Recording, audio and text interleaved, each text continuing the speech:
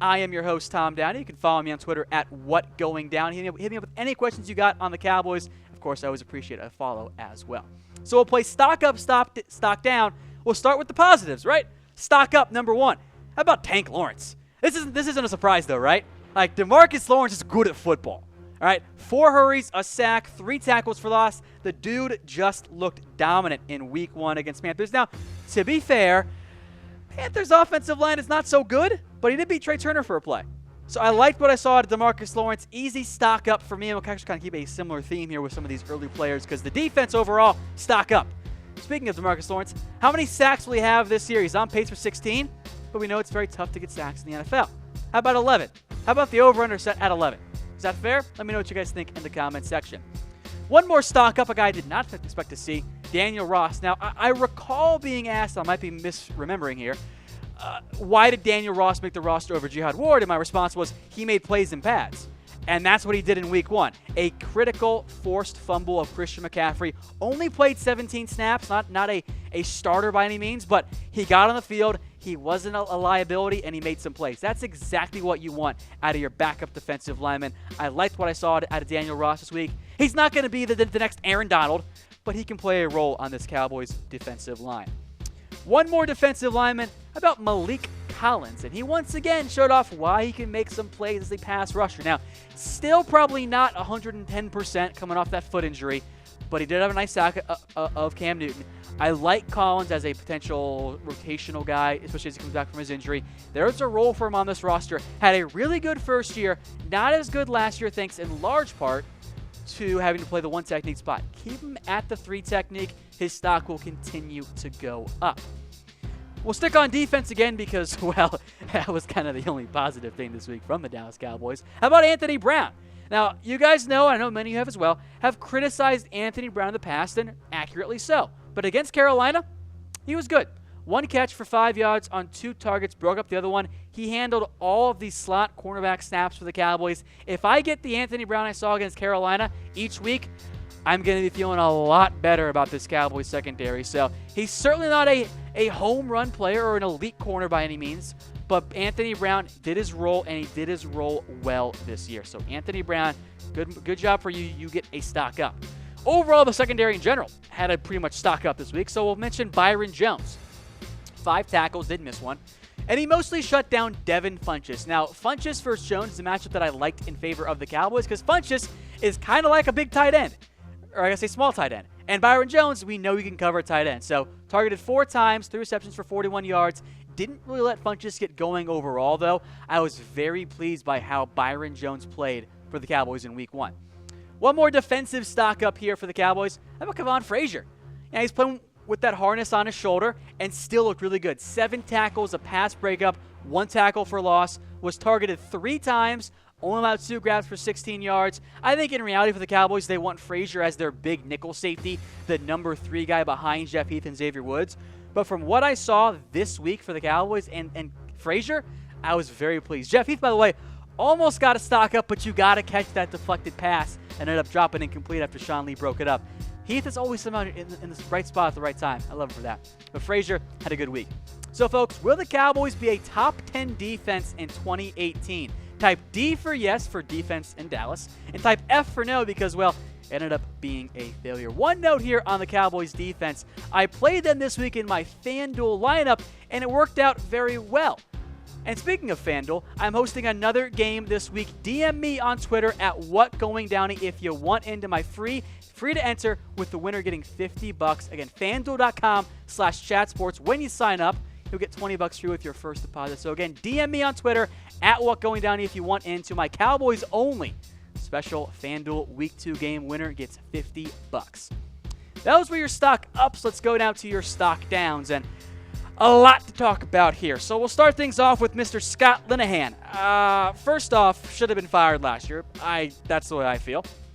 He was back, and it's so weird to me to watch this Cowboys offense have weeks to game plan, and months to game plan, really, and to have a brand new offensive core around you. You lose Jason Witten, you lose Des Bryant, and the way that the game plan went makes me think that this coaching staff has zero idea on how to properly use the personnel that they have. I'm not saying it's elite personnel, because it's not. It's probably not even that good personnel.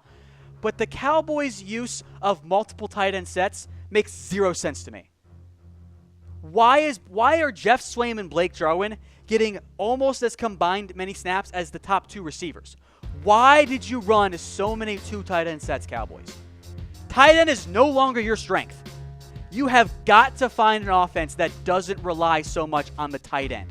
Use more wide receivers. Are you really telling me that Swaim and Jarwin should be on the field more than the top 5 or 6 receivers that the Cowboys have? Why were you running 2 tight end sets on 3rd down?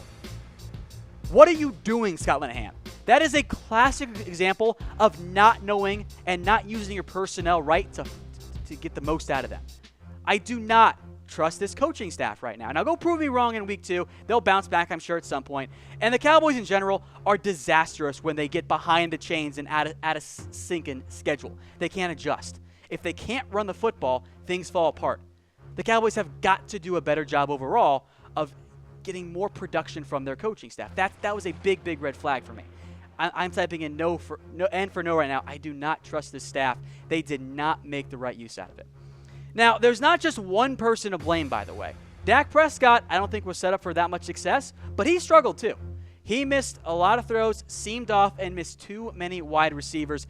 He just didn't seem comfortable at times. He kind of hesitated a little bit too much. His footwork was kind of off as well.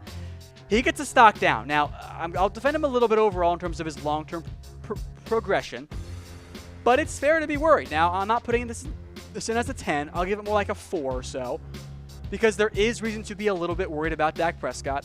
But in the end, you can worry, but you might as well stick with Dak all year long, because it ain't Cooper Rush and it ain't Mike White who's ready to take over. So I know you guys are worried. I understand why.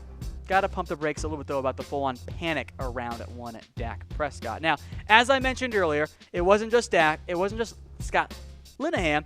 The offensive line was also a big disappointment for me. Now, my initial thought was that, Connor Williams had a bad game. Not as bad as I thought after a rewatch. Tyron Smith was not good enough. Gave up a hurry and a couple penalties for Tyron Smith. Williams had a sack in a hurry. Joe Looney was fine. He's no Travis Frederick, but he got the job done.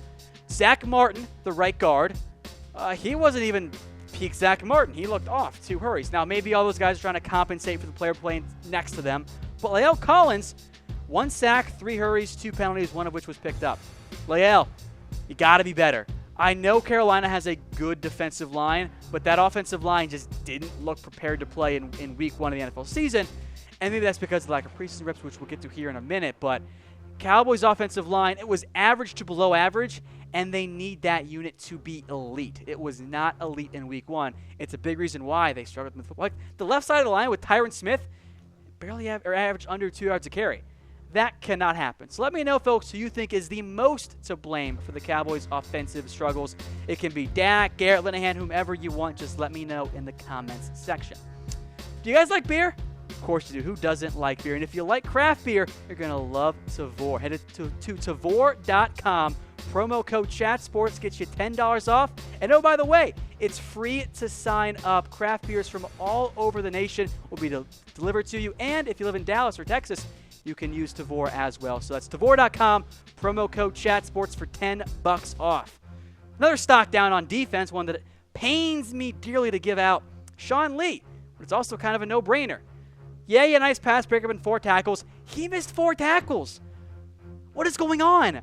Sean Lee does not miss tackles. And if you think about the players we just went through on my stock down, Dak Prescott, the offensive line, even Zeke Elliott kind of falls in the same category. Sean Lee. The common theme, all those guys didn't get many, if any, preseason reps. I think the reality is the Cowboys were rusty in week 1, and they need more reps to get going. So that's okay going forward, but it did impact them negatively for week 1.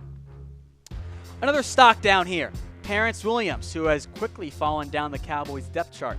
2 targets in 19 snaps for T. Will, 1 reception for 6 yards. And T. Will, by the way, was actually 5th among wide receivers in snaps this week, which is kind of surprising me. Cole Beasley led the way with 43. He actually played great. He was the only receiver to actually step up this week. Allen Hurns had 38. He is, I guess, your number 2. Deontay Thompson, I'd almost argue strangely, was 3rd with 30. and didn't do much of anything deep downfield, which is his role, but that's back to Linehan, and we'll talk more about that later on in the week. Gallup was 4th with 29, Terrance Williams with 19, and there's 12 to 24 touch a game, Tavon Austin.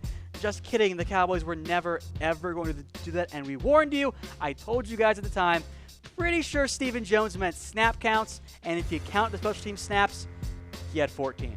Right in line with 12 to 24 touches for Tavon Austin. But overall, the receivers and Dak, they seemed off. The receivers in general were a down unit. Frankly, the entire offense gets a stock down because beyond Cole Beasley, no one played all that well. Zeke even missed a key block, so no one was perfect this week. Another stock down, Randy Gregory. And not just because of the potential discipline coming up, but because he didn't do anything. 15 snaps, didn't record a hurry, also left because he had a knee injury and a concussion. Now, I think he'll be okay to go for week 2. I think he'll get cleared from protocol, but we'll wait and see on that one. Plus, of course, the whole discipline issue, which if you're watching on Facebook, stay tuned. We'll put that back here on loop for you guys again in just a second. One big-time stock down, Jordan Lewis. Because guess what? Lewis didn't even play on defense this week. That's right. No snaps for Jordan Lewis, clearly behind Anthony Brown, which kind of makes me go, I don't know if I agree with that. Anthony Brown played well, but I really like Jordan Lewis. So not a huge fan of Lewis getting no work on defense, but the Cowboys didn't use their dime package at all against Carolina. But Lewis, big stock down for me.